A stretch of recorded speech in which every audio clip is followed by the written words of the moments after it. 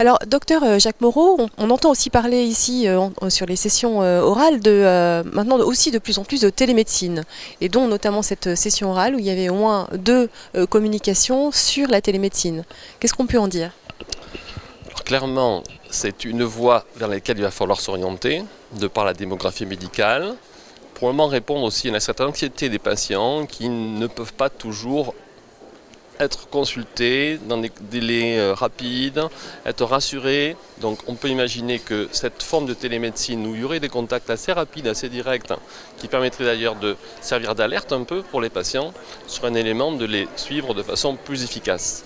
Donc on distingue un peu une espèce de téléconsultation organisée tous les 2-3 mois, et puis la vraie télémédecine qui elle est une télémédecine visuelle, c'est-à-dire qu'il y a un écran avec quelqu'un qui est capable de connaître le patient, de lui parler, de le rassurer, et un échange réel, visuel. C'est ça la vraie télémédecine, qui permettra d'aborder tous les problèmes que le patient considère comme prédominants dans sa vie au moment où il a besoin de parler à quelqu'un. Ce sera un médecin, ce sera une infirmière, une diététicienne. On a vu des expériences assez magiques où il y a une espèce de maison Mickey, où il y aurait en fait tous les collaborateurs possibles, du domaine sexuel, du domaine alimentaire, du domaine de l'activité physique, tout ce que le patient pourrait souhaiter avoir comme réponse à ces questions serait concentré dans cette espèce de maison Mickey avec des gens qui seraient susceptibles de répondre rapidement à ces questions.